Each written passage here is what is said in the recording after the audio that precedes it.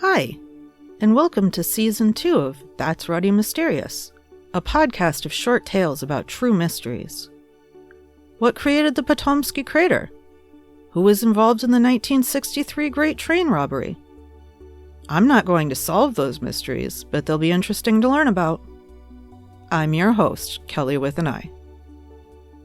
Transcripts and references for all episodes can be found at that'sruddymysterious.wordpress.com. No apostrophe and no exclamation point. Today's tale is about diamond curses. There are several diamonds that have supposed curses associated with them, and today's tale is about 3 of those diamonds. The Tavernier diamond was most likely mined from the Kular mine in Golconda, India. In December of 1668, it was purchased by the French merchant traveler Jean-Baptiste Tavernier. At that time, the beautiful violet diamond was 112 3/16 carats. It was triangular shaped and crudely cut. King Louis XIV, also from France, fell in love with the diamond, so Tavernier sold it to the king in 1668. Tavernier was killed by dogs shortly thereafter.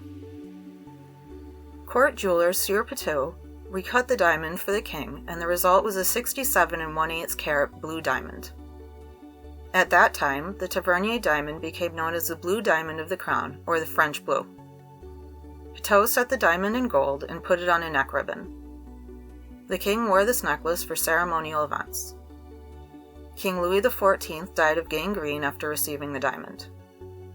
The diamond passed to King Louis XV and then to King Louis XVI. Marie Antoinette wore the diamond. Both King Louis XVI and Marie Antoinette were killed by the people of France. In 1749, the diamond was reset, and in September of 1792, it was stolen during looting. At that point, the diamond disappeared. In 1812, a London diamond merchant had a stone that was probably the French Blue. In 1839, the diamond was found in the gem catalog of Henry Philip Hope, when it became known as the Hope Diamond. He died the same year.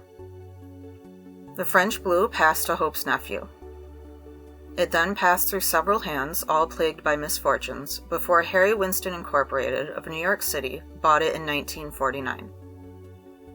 For the next 10 years, the Hope Diamond traveled in an exhibit.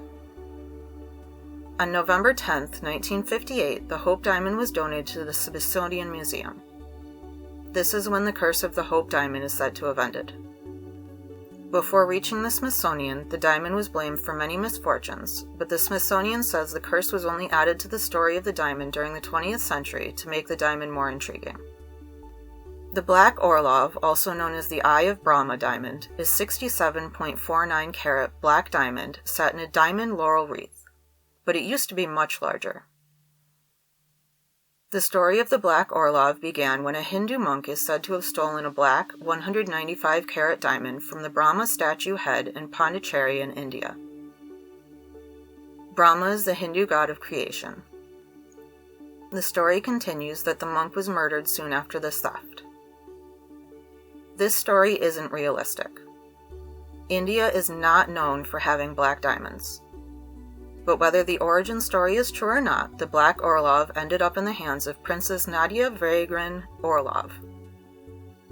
How the princess received the diamond is unknown, but the diamond was renamed for her. This princess, however, never existed.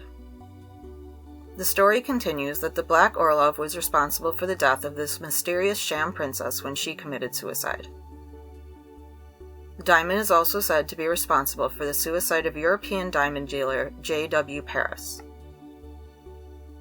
In 1932, the Black Orlov made its way to the United States.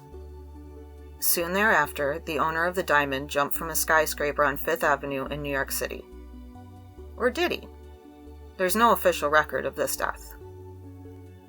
15 years later, in 1947, the Black Orlov was said to be responsible for the deaths of 2 princesses. Princess Leonila Galistine Beretinsky and Princess Nadezhda Petrova Orlov were said to have jumped to their deaths. Again, however, there's no record of this. There was a woman by the name of Leonila Gastine Beretinsky who died in Europe at the age of 102 in 1918, but she surely cannot be the princess named. Nadezhda Petrovna Orlov died in Europe at the same time, but she would have been 80 in 1947, so again this cannot be the named princess.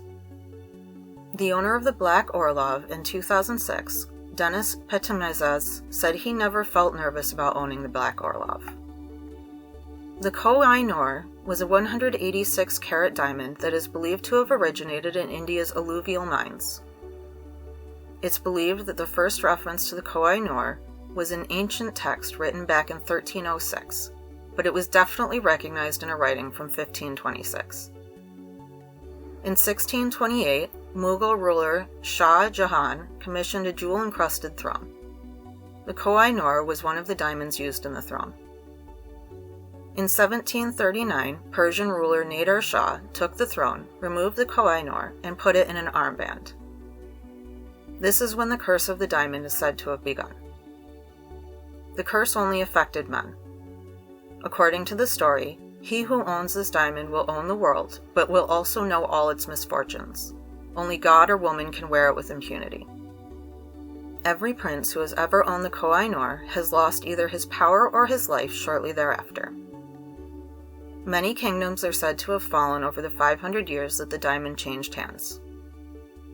In 1849, the Koh-i-Noor was acquired by the British, and only women have worn the diamond since.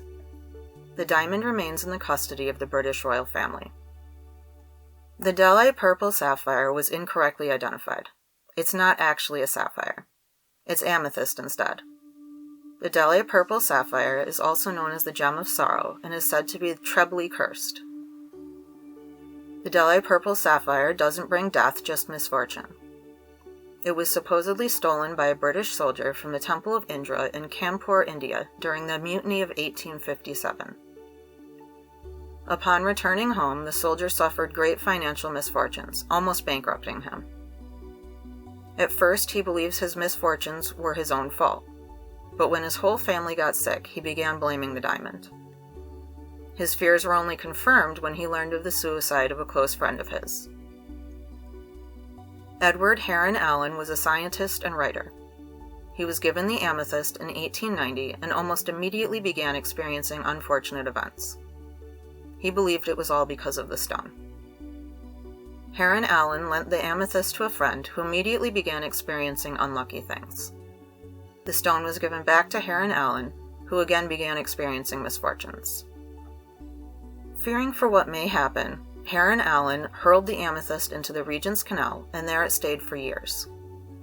Years later, the canal was dredged and the amethyst was found. It was taken to a jeweler who recognized it and returned it to Heron Allen, who must not have been very happy to see it. Having not learned his lesson the first time, Heron Allen again lent the amethyst out to a friend, this time a singer. After receiving the stone, the singer never sang again.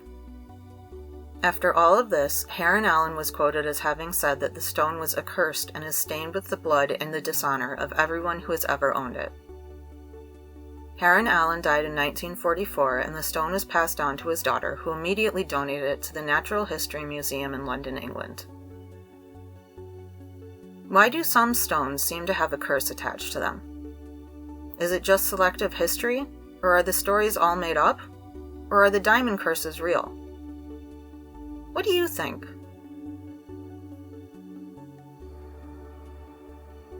Thanks for listening to today's episode of That's Ruddy Mysterious. I'm your host, Kelly with an I. If you enjoyed this episode, leave a review and follow That's Ruddy Mysterious to be updated about new episodes. Tune in next Tuesday for another thought-provoking tale.